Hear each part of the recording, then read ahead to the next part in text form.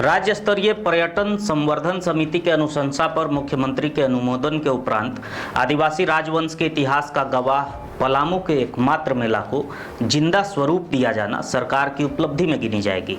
90 के दशक से सदर प्रखंड के दुबिया खाड़ में लगने वाला आदिवासी महाकुंभ मेला अपने अस्तित्व के इंतजार में था।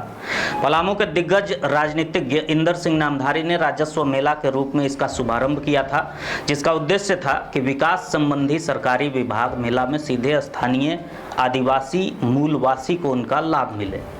पर हर वर्ष मंत्री संतरी की भीड़ लगती रही और किसी ने इस मेले को उसका अस्तित्व नहीं दिया। अफसर मनमानी तरीके से मेला का संचालन खानापूर्ति कर कर्तव्यों का इतिश्री कर लेते थे, परंतु स्थानीय विधायक हो या मंत्री का चेरो समाज की चिंता नहीं रही। सभी विधायक मंत्री बस पोस्टर बनकर रह गए। जिस दिन का प्रतीक्षा पलामू का ऐतिहासिक राजवंश में शामिल चेरो आदिवासी समाज कर रहा था, वो आखिरकार आदिवासी की सरकार कहलाने वाली हेमंत सरकार ने कर दिखाया। वर्षों से वंचित आदिवासी समाज के उत्थान का प्रयास में झारखंड मुक्ति मोर्चा की सरकार ने ही आखिरकार रंग भरा। मंत्री मिथिलेश ठाकुर के पलामू में करीबी माने जाने वाले झामुमो नेता दीपक तिवारी ने बताया कि होली के अवसर पर हेमंत सोरेन सरकार ने पलामू के दुबिया खाड़ में राजा मेदिनी राय के सम्मान में लगने वाले आदिवासी महाकुंभ विकास मेला को राजकीय मेला घोषित कर पलामू को बड़ा सम्मान दे दिया है। साथ ही साबित कर दिया कि सूबे में वंचितों मूलवासियों का हितैषी सरकार है। आदिवासी महाकुंभ मेला को राजकीय मेला घोषित किए जाने पर झामुमो नेता दीपक तिवारी ने मंत्री मिथिलेश ठाकुर को प्रमंडल की सरकार बताकर ढेरों बधाई सहित शुभकामना दी और कहा कि उन्होंने पलामू के इतिहास को उसका सम्मान लौटा दिया है।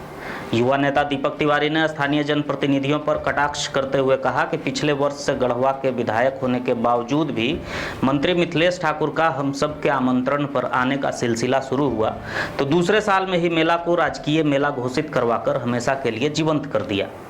ये उनकी जनहित संवेदनशील सक्रिय प्रवृत्ति की पहचान है और उनके लिए तमाचा है जो पलामू को उपेक्षित करने का मनगढ़ंत आरोप वर्तमान की हेमंत सोरेन सरकार पर लगाते हैं। ऐसा जनप्रतिनिधि पलामू को कभी नहीं मिला है। पलामू प्रमंडल की जनता की हर जायज मांग को क्षण भर में पूरा करने में मिथिलेश ठाकुर से आगे कोई नहीं है। आदिवासियों के हितों को अल्पकाल में ही झारखंड मुक्ति मोर्चा की सरकार ने पूरा कर जता दिया कि पलामू पर मुख्यमंत्री समेत सरकार की विशेष निगाह है। आदिवासी महाकुंभ विकास मेला को राजकीय मेला घोषित कर मंत्री मिथिलेश ठाकुर ने राजा मेदिनी राय इंदर सिंह नामधारी के बाद हमेशा के लिए अपना नाम पलामू के दुबिया खाड़ की धरती पर दर्ज कर लिया।